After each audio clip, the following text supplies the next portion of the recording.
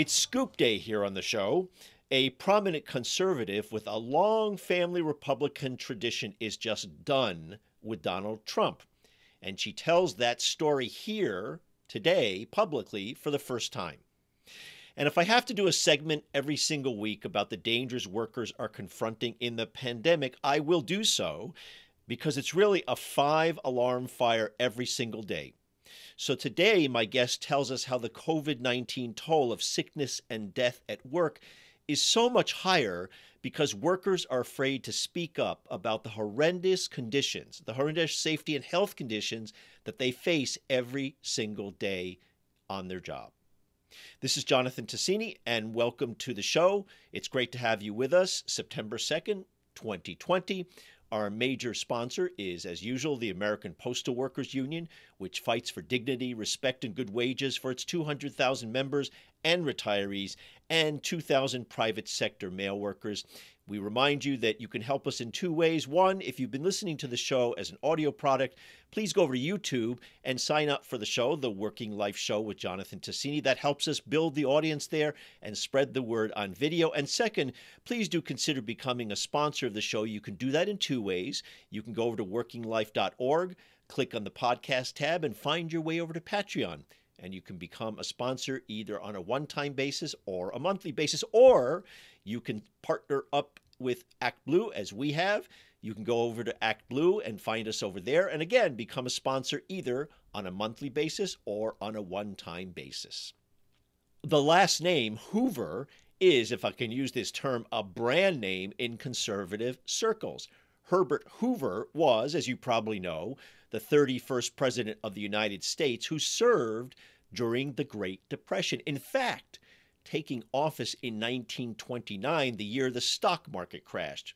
That's probably an apt historical reference for today, perhaps, since the economic implosion we are living through is the worst in a century, dating back at least to the Great Depression of the 1920s and 1930s. Hoover's great-granddaughter is Margaret Hoover. And Margaret has kept the Hoover flame alive, both in her attention to Herbert's legacy and her own work as a conservative commentator. Among other platforms you would catch her on is that she's now the host of Firing Line, the PBS public affairs show that was hosted for decades by, in fact, the conservative William F. Buckley. Margaret and I have known each other since the 2016 election cycle. We have vigorous, but respectful disagreements about actual policy. As you can gather from this clip from a CNN exchange we had while we were on the set on Don Lemon's show, awaiting the vote on the so-called skinny repeal of the Affordable Care Act in 2017. If you guys remember, I mean, I know you all remember, but let us also just remember that when Nancy Pelosi passed the bill through the House of Representatives, remember she said the 2,000 pages that people had less than 24 hours, 72 hours to read, we have to pass it in order for you to figure out what's in the bill, right? But Margaret, this is what happened, not justifying it. Well, no, hold on. There was I understand there were a lot of differences, and I'm not justifying this process. No, but a major difference was there were many hearings. It was very fleshed out. Here you had a process where a bill that nobody had read, when there were no hearings, 0 hearings by the Republican leadership. We're all we've watched all this congressional process. Usually what happens is somebody offers a bill and they say, okay, let's dispense with the reading. They had to read the entire bill when it was introduced about 2 hours ago because there was no physical copies in the hands of everybody. Yeah, at least That's it was an in embarrassment. 2,000 pages, and at least they can read it. Okay, and then it is a slimmed-down version, and what it is it's reforming specific elements that we're all talking about. It's about the individual mandate. We're talking about Medicare expansion. We're talking the things that we're talking about, the components we're talking about, are components that we've all been talking about. There's nothing that we can tell right now is new. But our disagreements never get personal. So I figured in the wake of the two parties' political conventions, and as a reminder, I was a Bernie delegate this year to the virtual Democratic convention, it would be a good time to connect with Margaret, who, not exactly to my surprise, reveals here for the first time publicly, with my gentle nudging, that she's voting for Joe Biden. Which says as much about Biden's politics as it does about Margaret, right? And that the battle progressives face is going to be fierce should there be a Biden administration. So wait for Margaret's reveal towards the end of our chat. One of the things that struck me, Margaret, as we begin our conversation is that we differ on a lot of the policy stuff over several years that we've known each other. We've had great conversations about this. But there's one place where I think that we actually share a commonality, which is where we place ourselves now in our respective parties. I'm on the outs, if I can say this, or it's certainly I'm not in the controlling majority of the mechanics of our party, the leadership of our party. Obviously, the Joe Biden wing, the centrist wing is more dominant. The Bernie Sanders wing is not. And in your world, you basically have a situation where I'm guessing you feel pretty much on the outside of your party, or at least Trump's running the show there. Is that a fair comparison? I appreciate the premise. I don't agree with it. And here's why. While I am certainly on the outskirts of my party, I think that it is, we may feel that we are not in the center part of our party. That's true. I agree with you there. But we are asymmetrically pushed out from the center of our party. And let's just take Bernie Sanders. I mean, the man about whom you wrote a book, by the way, that's a great book over your right shoulder, and for whom you worked and whose positions you espouse, gave the major and probably the most effective, next to Michelle Obama and Joe Biden himself, speech at the Democratic Convention a few weeks ago. There is, let me just be very clear, not a single person who espoused the ideas that I adhere to at the Republican convention on the stage. So and it, just to be for your listeners who might not know, I'm sort of this old kind of Republican that believes that we should tackle climate change and tackle immigration reform. Actually, you and I probably really disagree on immigration reform. Wants to grow the party, have sincere criminal justice reform, have sincere racial reconciliation, recognizes that a new set of problems need to be addressed by a new generation, and wants to think critically about how to do that in a way that is most consistent with, the growth of markets and the sort of, I would say, fair distribution of the goods, but that is not distributed through the government, but distributed through a means of the markets. An opportunity society with a safety net is a catchphrase that I still believe in, and I don't know. There are few people that are kind of like old Republicans that haven't been stamped out of the party, but they're definitely in hiding. And there just doesn't seem to be a place for them in Trump's Republican Party, which is what this party is. This is Trump's party. So this gets to my second question and my second point, which you may vigorously disagree with. See, I don't buy this notion that this is, quote unquote, very different from the Republican parties of the past, other than Trump's insanity, the fact that he's a hardcore narcissist, that he's, I think, stark raving mad, he's abusive, and all the things we know about him. Because if you look at the policies, if you put aside for a moment the vast number of Republican legislators, for example, the people who are in the party who have stood with him, they've done so partly because of fear, right? Because obviously if Trump decides to oppose you in a primary, you're mostly could be toast. But on policy, he's basically delivered the very things that Republicans have wanted going back to Reagan: tax cuts for the rich, huge increases in Pentagon spending, bad trade deals from my point of view. You got a Supreme Court justice, two of them, who are no different than Clarence Thomas, who was nominated, back in the day.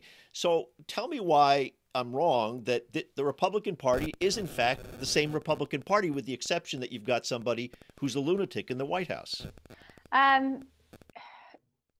Yeah, I mean, I could sort of add a little bit of texture and nuance to it, but I think you're right in that there are major things that the base of the conservative movement and the Republican Party has wanted for many, many years.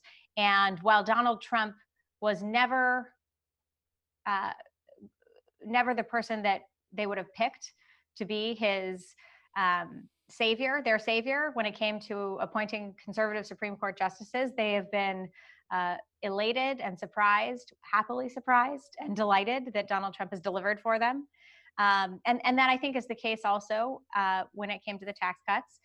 Look, I think the real conservatives, or not the, I don't want to say the real conservatives, though some aren't conservative, but the people who really most closely align themselves as fiscal conservatives, consistent with that tradition going back to Reagan, had a lot of quibbles with the way the tax cut was put together. That that it didn't really, the thing that Republicans and conservatives, you really want to get in the nuance, had said for years and years and years, is that you had to completely restructure the tax system. You had to simplify it. You had to have 3 different levels.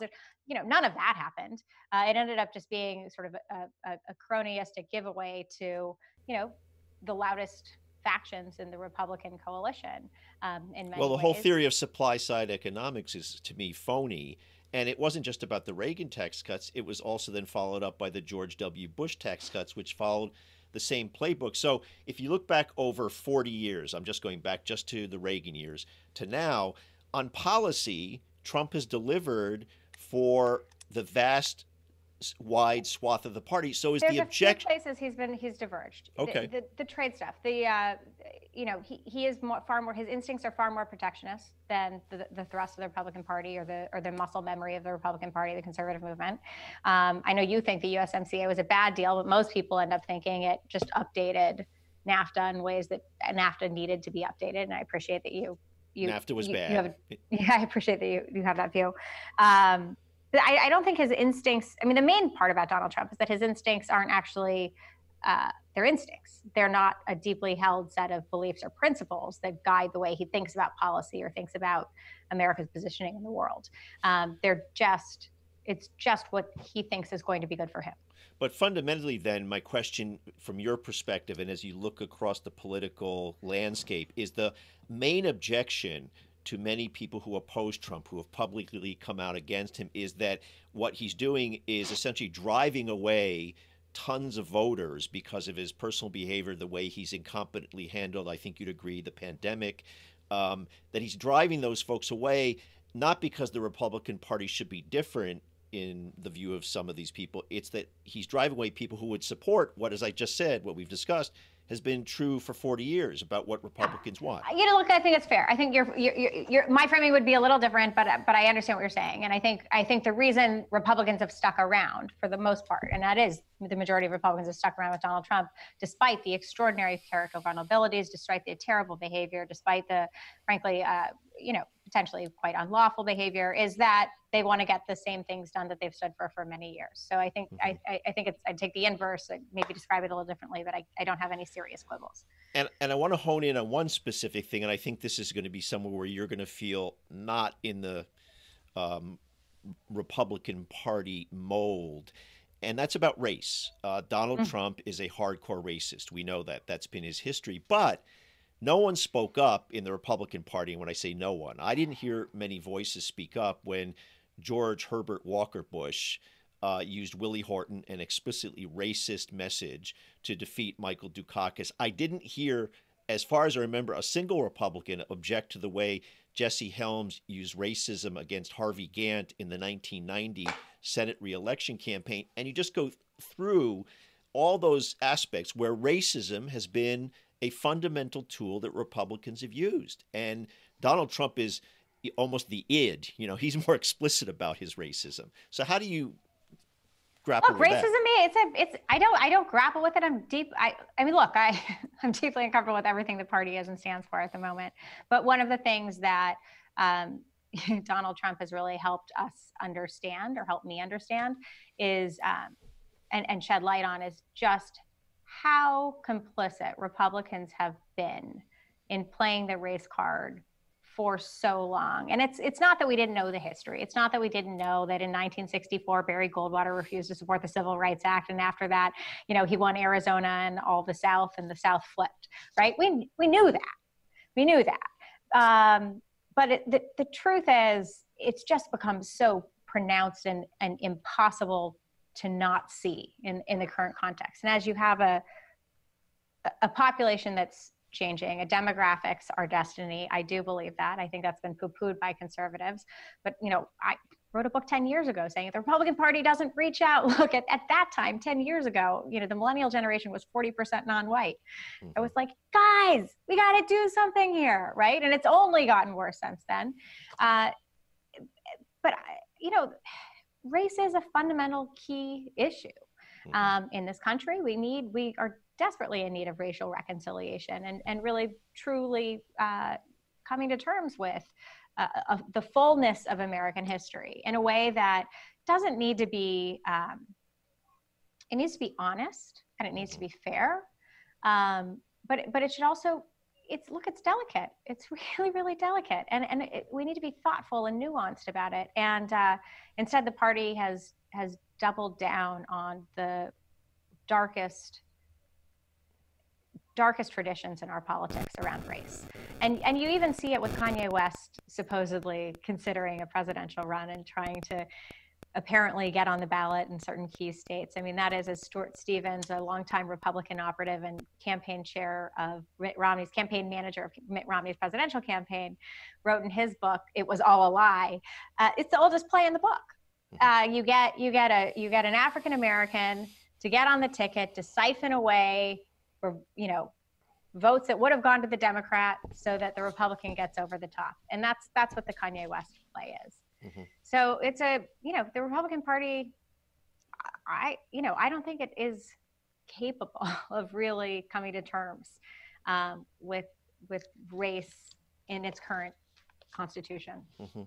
Now, here's a question that's maybe a little less about both parties in the mechanics of it, but I want to hear your view about whether you're sensing what I'm about to describe. It seems to me that the pandemic, the horror of the pandemic, may change the country for good, from my point of view, in big, big ways. And I want to explain why briefly and see what your thought about this. Millions of people all of a sudden have come right up against the failures of the economic system, the free market system, the ways in which government has been attacked, and certainly by Republicans, but by some Democrats, frankly. Let's face it, it was Bill Clinton that came into office and said the era of big government is over, which many progressives, someone like me, for example, will never forgive him for. I've never voted, I'm proud to say, I've never voted for Clinton in all the years when he ran for president and when Hillary ran. I quietly cast my ballot for somebody else in 2016 in the privacy of my booth. But what's happening, I think, is millions of people who could not stay home because we don't have paid sick leave, for example, when they were sick with the coronavirus.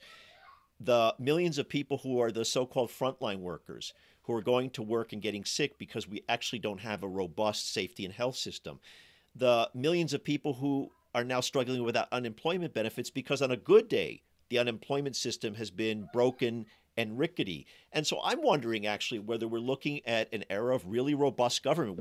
We progressives, Democratic progressives, are going to have to fight with the Biden administration, should there be one, about that. But do you see that, looking from a conservative point of view, what you hear from Republican voters, that people are now thinking about government differently? Well, it depends who you talk to on the right. I hear your argument, and I hear the hope sort of weaving itself into your projection that perhaps everybody sees this largesse in terms of government spending on the public and says, hey, this isn't that bad, let's just do universal health care. You and I are never going to agree on how we get to universal health care. I'm never going to be in a single, I'm never going to support sort of this single payer model in order to get there, although I do believe, and I do think there are some really innovative and really good solutions to getting us very near universal health care that are not done through the government, entirely at least. I think there's hybrids, and of course, there is a role the government plays. Frankly, the government already administers 1/3 of the country's health care anyway between the VA, Medicare, and Medicaid. So it would be a hybrid model if I had my dream. But you and I are never going to, I think, agree on that. I think it depends on who the successor to this president is. If this president has a second administration, God forbid. I do think there will be a real reckoning with just the sheer sum of funds that have been spent by the Treasury and printed, frankly, by the Treasury. And I know that there is an economic view that modern monetary theory that suggests that we really need not worry that much about how much we're spending as long as we control the printing presses. And I think that we should have a really robust debate about that in this country, because I think if Trump wins re-election, we stand to. I think if Biden wins, I think that conversation will be happening within the context of the Democratic Party, and you will have a real platform to advocate for that position. Well, wouldn't it be smart? Just rather than make it macro, shouldn't we have, like every other country, paid sick leave for folks so that when you have a virus, you can actually stay home and not worry? The effect of that. I think we should absolutely have the effect of it. I think there's a lot of different ways to administer it, right? If you're in Rhode Island, is it Rhode Island, New Jersey, and California? There's every time you take a job or you pay into, an insurance plan, basically a policy that allows you to take paid sick leave or family leave for 12 weeks at any point, whenever you want. It's not because you get, you can have a sick parent, you can have a sick whatever. And, so there are different mechanisms for ensuring that you have this kind of coverage. I don't think we have to be like every other country in terms of how they administer. And by the way, every country does do it a little differently. Yes, and so I would take Denmark as an example, or I could pick other examples like Australia, actually, where I lived. So I'm not really talking about a socialist country. I know. Although Australia has a vigorous background and a vigorous history of socialism and Labour Party activism. That's why they have national health care, which even the conservatives don't want to unwind in Australia, because they know as an economic matter, it makes sense not to have the burden on businesses, which would make them non-competitive. But in Denmark, people say Denmark is where people feel the happiest. If you took that, World Happiness Index and looked at it, and all those things we just talked about, folks have paid sick leave, real unemployment, and health care. You're shaking your head. That's a fact. I'm sure that is a fact, but Denmark has a population of like less than 8 million people, right? How many people does Denmark have?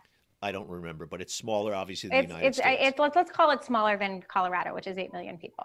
It is significantly smaller, but here's why. It's also a more homogenous population, right? It is mostly white and is mostly descended from, I don't know the exact, lineage of it. I would make a joke about them being descendants of the Nordic, but the point is that it's a more ethnically monolithic population and a smaller population, and it's really, really difficult to go apples to apples. Why does that matter that they're homogenous? Because it's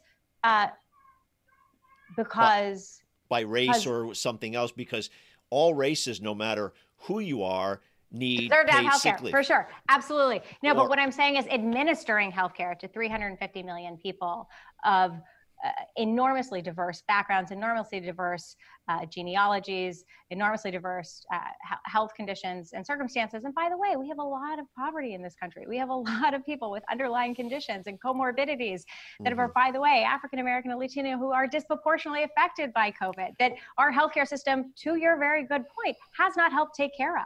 Well, and has not served. So, look, you and I are never going to agree. I am never, ever, ever going to agree on a one-size-fits-all healthcare system. And that the federal government should pay for it. Even though Medicare is so efficient, 2 to 3%. I love that you say that Medicare is efficient. But it's true. I know that you compared think to the private sector. So we're going to have a healthcare debate here. Here we go. No, but actually, I didn't want. I actually would have wanted to make that point. We can do that. We should have a real healthcare debate. Let's have a real healthcare debate. I'll come more prepared for it next time. But look, I mean, you and I have also seen the studies of the outcomes on Medicare as opposed to the outcomes on private healthcare. They're not the same. The outcomes, they're just not. I'll bring all of my statistics next time. All right, we'll have a debate on Medicare. Let me move to a bigger question. So, as the great-granddaughter of a famous president, Herbert Hoover, one of the things that has been true over many, many decades is the sense of American exceptionalism, that the United States of America is somehow special in the rest of the world, something that I've never believed. Having lived around the world and lived in other countries, I always thought that was something that we lorded over the rest of the world. I wonder if you think, as a conservative, looking at the world and the way in which the world looks at us now in the current pandemic, that has really been shattered in many ways. That for many people, frankly, around the world, they didn't believe that. But even countries who had this affinity for the United States and looked to it for leadership think differently now about that. So I think it depends on how we sort of define American exceptionalism, what you think makes the country exceptional or not. I don't think Americans just by birthright are better people than Australians, or as what President Obama said, there's nothing, what did he say? There's nothing special about sort of Greek exceptionalism or whatever. I mean, the thing that Egyptian exceptionalism, whatever, there was a line he used when he was addressing the public in Egypt that he took a lot of flack for from conservatives. I can't remember the exact quote, but no, I don't think I'm inherently better or you're inherently better than a mom who's, a 40-something mom in China or Africa or India. By the way, I fault Democrats for this as well. But what Robert Reich has been one of the great promoters of, if everybody has skills here in the United States, we'll outcompete people because we're the best workers, which I just don't believe. Okay, so what I think, to put a finer point on what you call American exceptionalism, and was really key to the philosophy and core to the philosophy of Herbert Hoover, because he was a frontier orphan of no means, who was orphaned at the age of 9, and somehow by luck and a little bit of circumstance got his way into the pioneer class at Stanford University, worked his tail off, had no money, $40 to his name when he graduated, and within a decade was a self-made millionaire. By the way, by way of Australia. Just to make it fun, because I didn't know that. He discovered mining properties on behalf of his wealthy British mining investors in Perth, Australia. Which is a real dump, Hoover said, well, you would have imagine it in 1891. Yeah. Hoover's experience, and I think the genuine experience still remains to be the case, is that there is an ability, this country still creates opportunities for people who are born with no advantage. And by the way, this hasn't been true universally. It doesn't mean that every child who is born in poor circumstances has the ability to become Jay-Z, right? Especially if you're not white. Yeah, but mostly if you're not white. Well, that's white. why I said Jay-Z. That's why I said Jay-Z, right?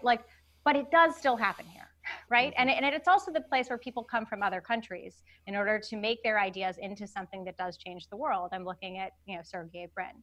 And so there is something extraordinary and exceptional here that is a bit different than anywhere else. And it's not universally available, but our work in this country is to make the ideals of the Declaration more and more true and more broadly available to more and more people through each generation.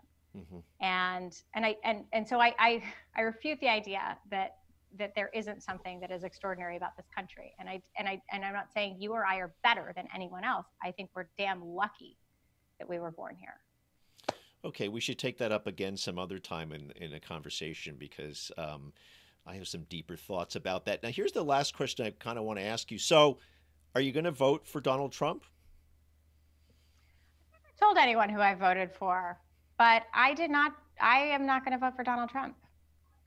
And are you going to vote for Joe Biden? Are you one of these long list, either publicly or in your own heart, of all these Republicans who both were featured at the Democratic convention are coming out in letters saying they're going to vote for Joe Biden? I believe it's a binary choice. I do. I know that you don't, because I know you wrote. I don't know what you did last time. Did you vote for Donald Trump last time? No, I wrote in Bernie Sanders. You wrote in Bernie Sanders. So you said you never voted for Clinton. But let me be clear. I did, and you will know this because you and I were on panels together after the convention was over. I continued to appear on CNN, and underneath my name was Clinton supporter, which of course made me feel ill. That's a great way to just send you through the roof. Yeah, well, it made me feel ill, but, and this is to the point about now, I did believe that it was very important to defeat Donald Trump in the same way that I believe that is true now. So go ahead, keep I had a lot of friends who lived in states that were important swing states. And they could never bring themselves to vote for Hillary Clinton. And I persuaded, I had one in particular. Here's what I'll say. I do think it's a binary choice. Perfect is not on the menu.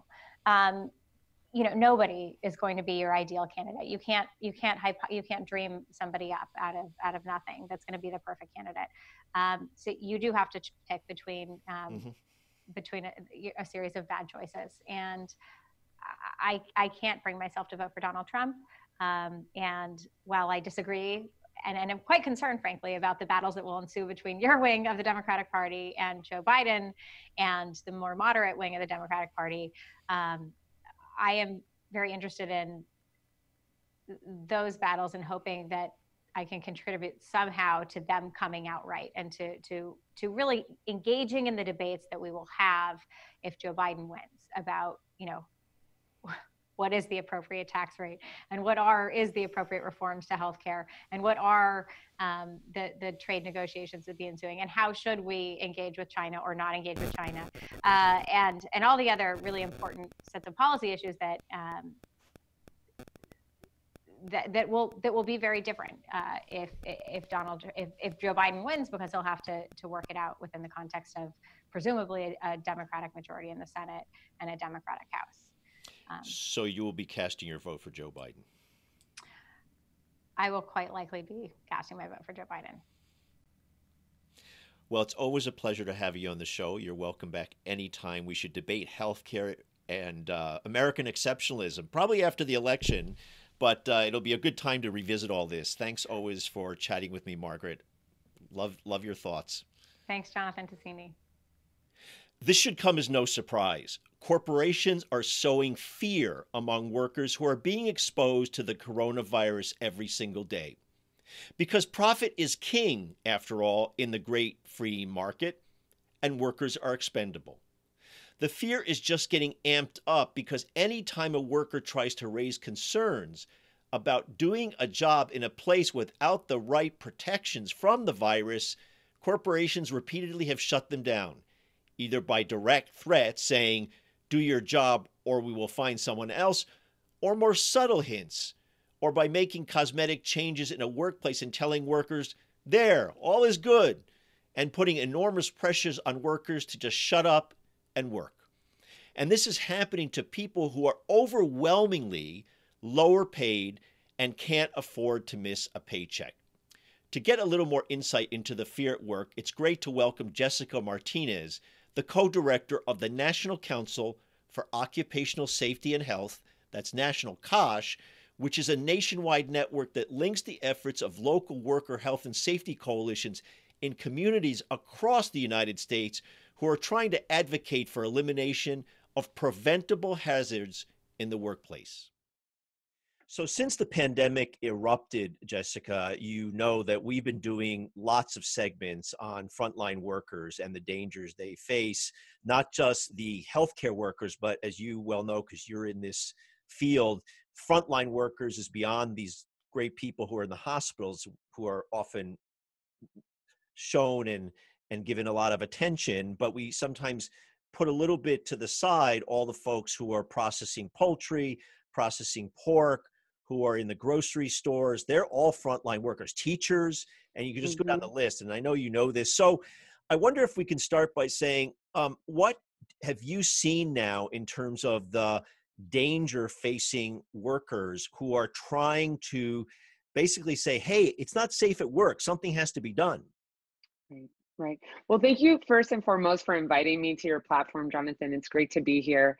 Let me explain a little bit about who I am and what our organization is about. So I'm fortunate to serve as the co-executive director for the National Council for Occupational Safety and Health, also known as National COSH. We're a federation of local and statewide COSH groups known as committees or coalitions on occupational safety and health.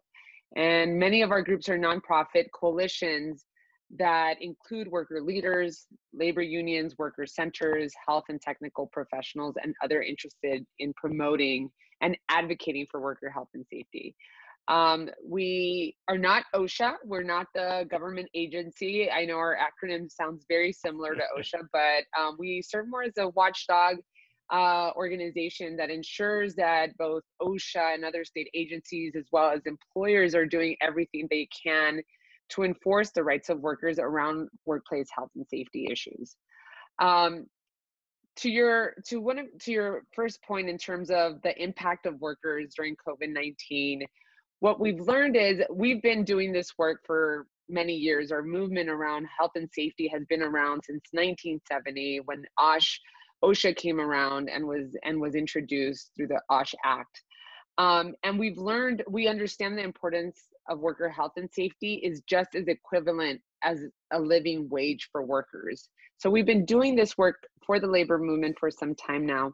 Now, during COVID-19, what we have found is that this issue has amplified really the importance of providing safe and healthy workplaces for workers. Now, everyone's talking about workplace health and safety. It's in the mainstream media, something that us who have been doing this work for some year had challenges being able to have these discussions in very popular platforms. We're learning now that what we consider now essential workers have always been essential workers, and you're titling them, frontline workers. These are farm workers, meat processing workers, folks that work at restaurant, grocery store workers. There's also a quick connection that it's important to make very early on, that many of these workers working in these high hazard, low wage paying jobs in many situations are workers of color. So if we've noticed too that the impact of COVID-19 in terms of infection rate has been significantly higher in communities of color. We know Black workers are being highly impacted. They represent a large portion of correctional workers, many times in the janitorial industries, restaurant industry, as well as immigrant workers. Immigrant Latino workers are also highly impacted around COVID-19. Now, what's happening is that across the country, we're seeing that as states are starting to reopen, we know there's an inconsistency, and some states are fully open, some are slowly opening up. Nonetheless, all these essential workers are presenting themselves at work with a lot of fear of going back to work. There's no real guidelines federally that are being enforced or are mandatory. Many of these are sort of almost volunteer guidelines that employers are sort of making up through experience. What should we do to protect our employees? And unfortunately, what's happening is that we're seeing higher infection rates. There's also something new that we are also learning, that there is a stigma around folks that are coming out as positive around COVID-19. So putting all these pieces together in terms of no specific guidelines for COVID-19 protections, the stigma attached to potentially being infected at work, and workers dying without some adequate documentation system in the country, have all created a real fear for workers. However, this fear can sometimes lead to silence, and there's silence around really reporting to the employer, letting your employer know these are the issues, or I think that I can be more safe at work if you provided, social distancing. There has to be a complete reconsideration of the workplace to ensure that proper public health protocols are being followed in the workplace. So I want to dig into some of the specifics about the whistleblowing attempts, the attempts by folks to stand up, and the inadequate response on the part of OSHA. But you mentioned something in your answer just now that I just want to underscore and focus on. We know from certainly reporting and data that's coming out that people of color have been disproportionately affected by the virus, both in terms of getting sick and dying. And you kind of pointed out something that I think is worth underscoring. Is there any way of showing that disproportionate impact has come specifically either in a large sense, plurality, a majority, the huge percentage of cases, because of the way in which workers of color, especially in low wage work, have been impacted? In other words, they get sick in these workplaces disproportionately, and then they go back to their communities where, because let's say you're in a low wage job, you're likely going to be, for example, in a housing situation that is more compact, that's hard to do social distancing, for example. Right. Can we make that interaction and that connection? Yes. And the interesting piece of this is that we're really touching into issues that are systemic, that impact everyone. This is not unfortunately, the reality is that COVID-19 does not stay in the workplace. So if a worker walks out, it doesn't stay confined in the workplace. The reality is that we're dealing with an infectious disease that as soon as a worker who's not being provided the adequate protections at work is at higher risk of being infected. If they turn out to be infected, walk out of the workplace, end up in their community, it impacts the community. This is an issue that should be a priority to everyone, really, because it impacts us so heavily.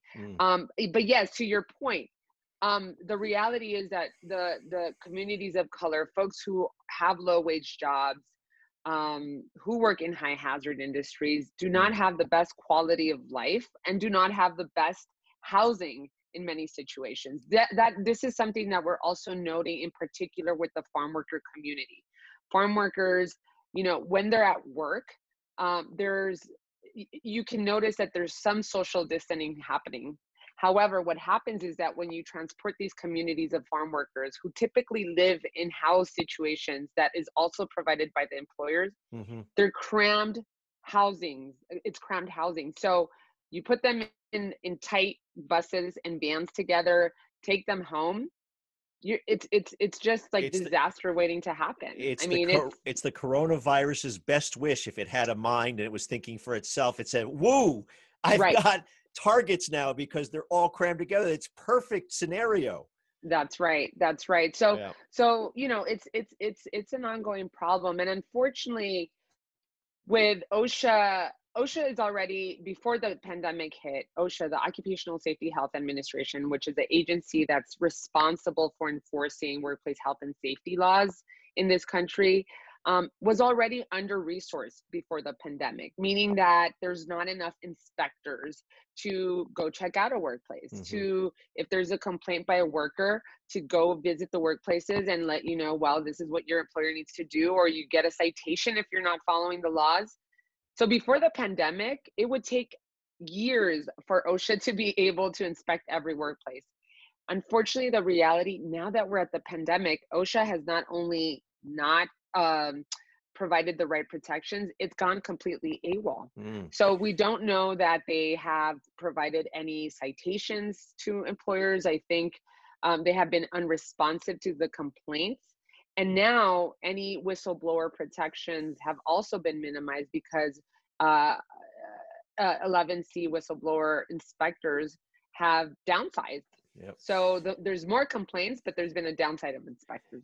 And you're an advocate, so you would say that OSHA has not been up to the job, and that's an important point, and you're an expert at this, but I want to reinforce what you're saying by actually quoting from the Office of Inspector General of the Department of Labor, the actual office that oversees OSHA, which basically confirms your point. And I'm quoting here, this is from the report: OSHA was challenged to complete investigations in a timely manner before the pandemic, and the potential exists for even greater delays now, which was the fabulous point you made just now. And this points to the reality that employers have always exploited this system. The AFL-CIO, as you well know, does this statistic each year. And I think roughly, I may not remember the exact number, but it would take 120 years or something like that for every workplace to be inspected by OSHA, something like that, on a good day, meaning pre-pandemic.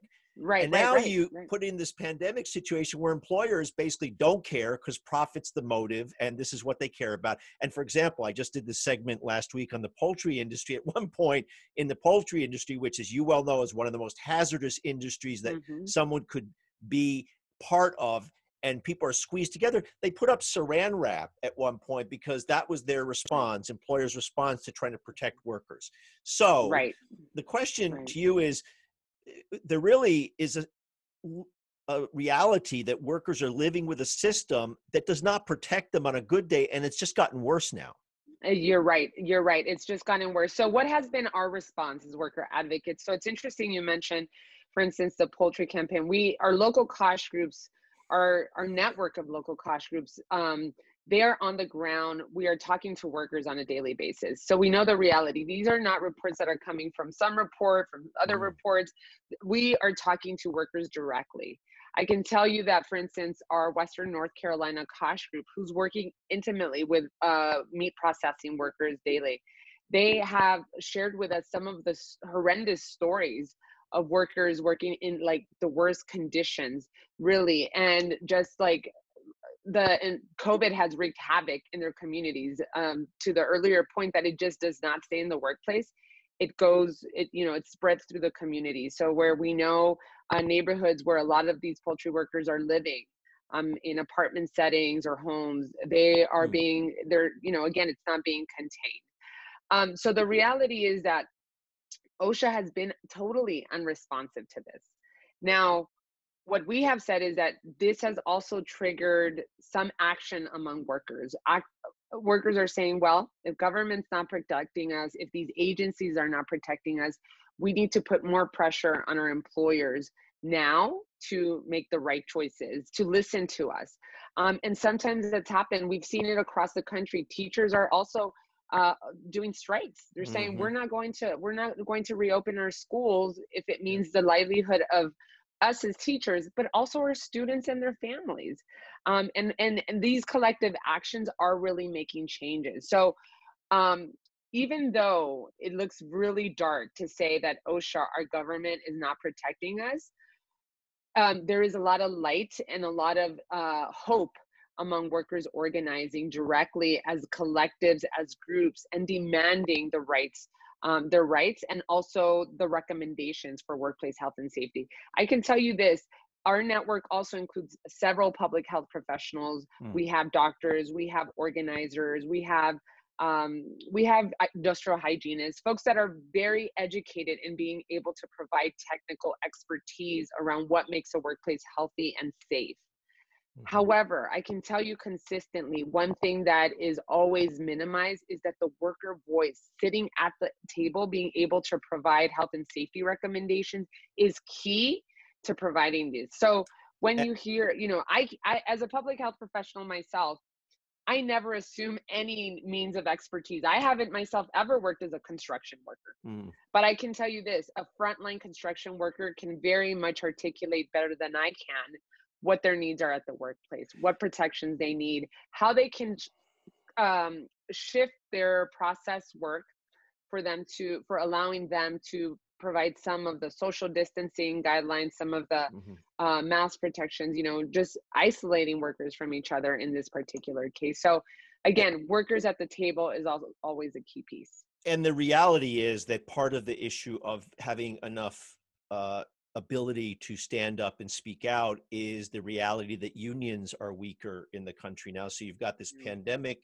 in one sense, and parallel to that is the labor movement is quite weak, and especially, unfortunately, in some of the industries that are especially dangerous. The poultry industry, for example, comes to mind, and other places. So there is not a collective voice that is powerful, and you then leave workers to stand up on their own, although collectively they can find each other and stand up. And where there have been some changes, as I've noted in past segments, it's because workers have collectively stood up to oppose these dangerous conditions.